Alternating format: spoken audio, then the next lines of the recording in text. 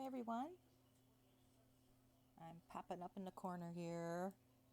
So, I've been going over all of your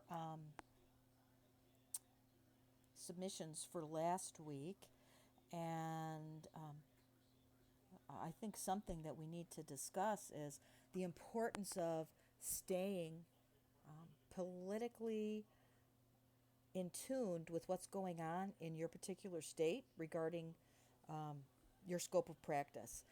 And in the state of Illinois, 2 weeks ago, Bruce Rauner, who's the governor of the state of Illinois, signed a new stipulation to the Nurse Practice Act, which released us from the provision of collaborating physicians, which I'm so excited about. And I was so bummed that everybody doesn't know about that because it's such a big accomplishment for us in the state. And how do these provisions get changed? Well, in the state of Illinois, we have the Illinois Society of Advanced Practice Nurses. And in the state that you reside, they have a Missouri Society of Advanced Practice Nurses. So every state has a organization that represents advanced practice nurses in their state. And these advanced practice nurses represent us. They lobby for us and try to get laws changed so that we are able to practice fairly and equitably.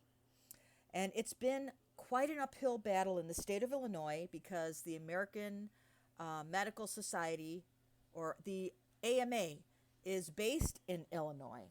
And they have always fought us.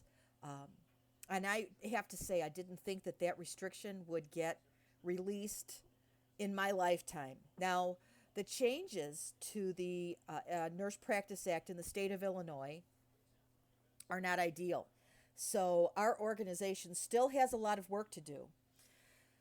It released us from having a collaborator unless we are going to dispense narcotics or benzodiazepines. Now, for me, that's not a big deal because that's not something that I am going to dispense in practice. Also, for new nurse practitioners graduating, they cannot be released from that mandate of collaboration until they have completed 4,000 hours of clinical practice and 250 hours of continuing education. Well, that seems really extreme to me. I don't think it's necessarily a bad thing for new nurse practitioners to work under the guise of collaboration. The first collaborating physician that I had was wonderful. I learned so much from him. But 4,000 hours seems excessive. But if it weren't for the representatives that lobby for us at the state level, these changes never would have been enacted. And what do we do as support? Well, I am a member of the organization, so my annual fees help to support the efforts financially. And also, they guide me, they instruct me. We need to push forward. They give me the direction as to who I need to send emails to, who I need to phone call to become an active participant in how I am allowed to practice my trade. And this is the fire that needs to be set in all nurse practitioners. You need to accept responsibility for your practice and for the advancement of your practice. So we go to school for a long time and we take a lot of classes to obtain the knowledge to be able to practice independently. And we don't want to be physicians. If we did, we would have gone to medical school. We want to be nurse practitioners. We know, I know from looking at data, that nurse practitioners historically have wonderful outcomes of patient care. They provide wonderful care. They follow the evidence based standards of treatment. They have high patient satisfaction scores.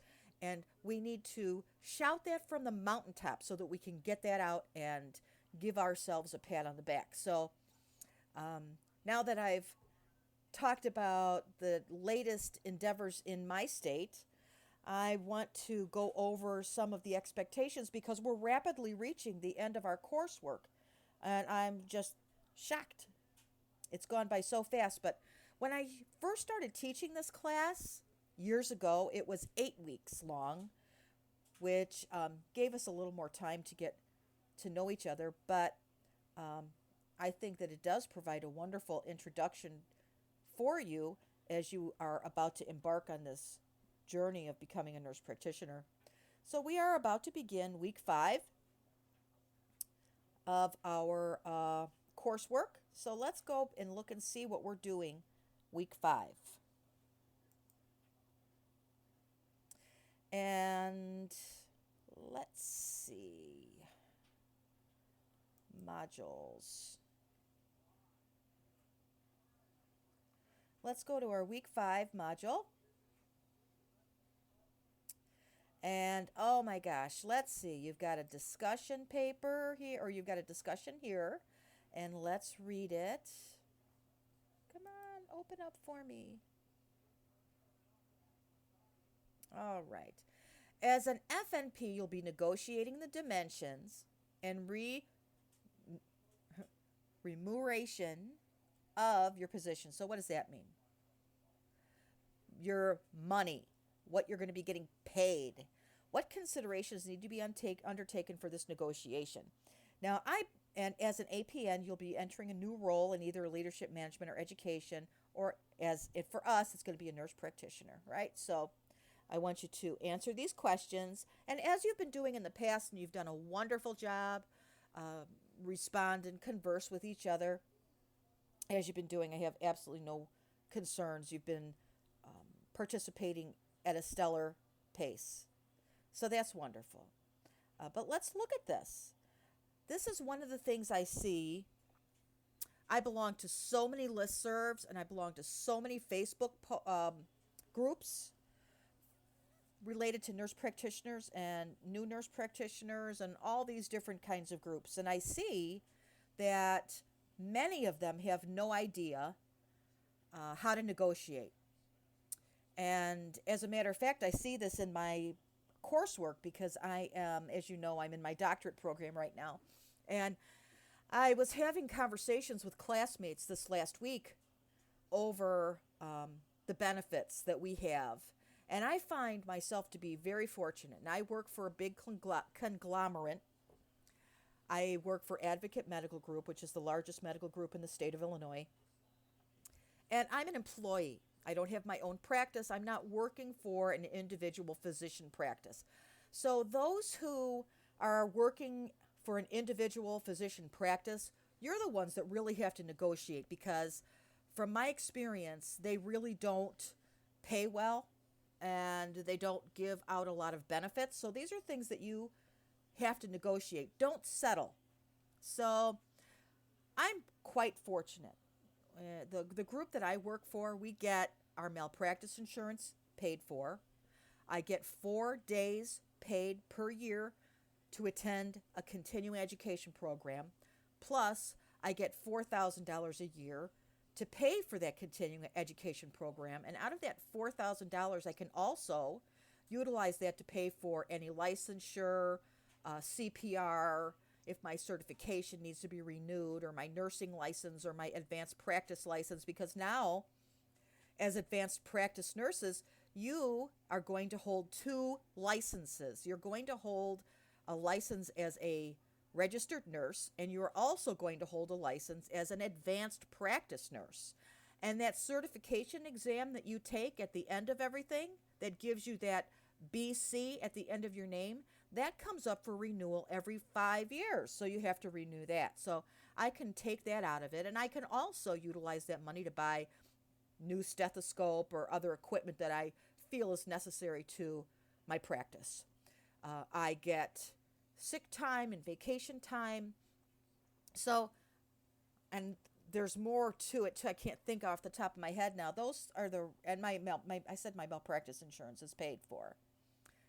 That's a big piece right there. So those things have to be considered. If you're going to be working in a physician's office, who's going to pay the malpractice insurance? what is your salary going to be based on? Are you going to get bonuses for bringing patients to the practice? Are you going to get reimbursed for continuing education? And the big thing is, are you going to be allowed days off to participate in continuing education? I've known some providers that negotiated money for continuing education, but not the days. So when it came down to it and they were working, they had great difficulty getting the days off to actually go to the continuing education programs. So those are all things that you need to consider in negotiation when you are becoming nurse practitioners. So that's going to be the highlights of our discussions this week. And then I'm going to go back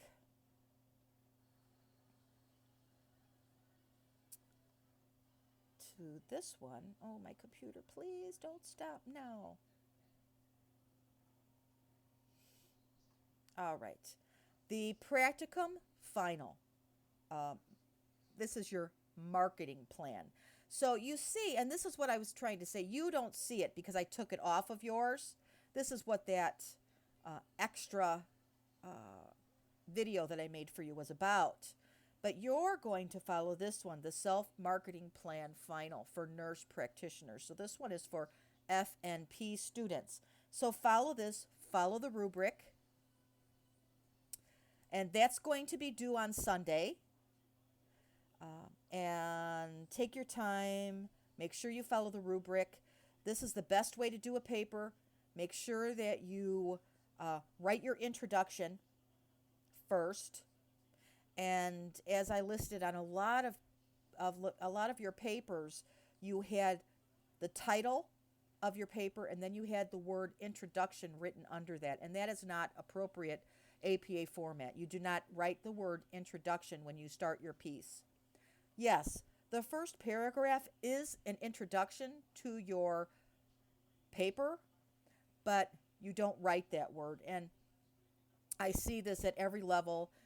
In my doctorate program, they stress it because I guess that there are people that have gone through their college careers and have never been told that that's not something that should occur. So that's definitely not something you want to do. So write your introduction, and then your first heading is going to be state the purpose and main objectives for your practice. So headings are required of scholarly papers, and when you are writing a scholarly paper and you look at your rubric, typically these are what your headings are going to be. So those are your headings. Then you always are going to end with a conclusion. Conclusion is key points of your paper. Now, this is not the time to introduce new material. So it sums everything up. No new material. APA format, references, make sure that they're put in the right format, your spelling and grammar, and let's call it a day. So that's going to be on Sunday, and then your discussion post is due on Wednesday, and then your responses are all due by Sunday too. So if you have any questions, please reach out to me. As you know, email works best to communicate to me. So if I haven't responded to you within a couple of hours, please email me again. And if I don't get back to you after that, please text me. And then more than likely, if I haven't gotten a hold of you after that, something has gone on, because I pretty much respond in that manner. So I feel as though I'm getting a cold right now, so I'm nasally. And I hope you have a really wonderful week, and breathe a sigh of relief because you're almost done. You've only got 2 weeks left. Hard to believe it went by so quickly. Well, good luck. Have a good week.